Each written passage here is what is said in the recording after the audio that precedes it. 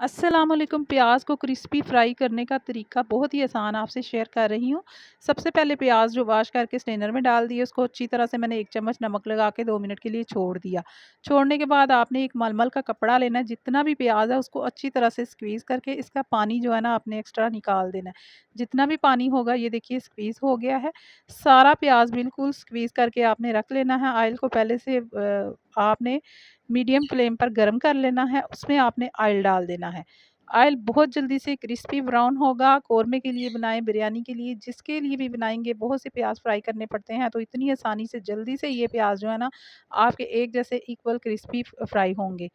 तो कैसी लगी आपको रेसिपी? अगर अच्छी लगी है लाइक कीजिए, चैनल पर न्यू है सब्सक्राइब कर दीजिए और इसी तरह की अमेज़िंग वीडियो देखने के लिए चैनल को सब्सक्राइब कीजिए। अल्लाह हाफ़िज़।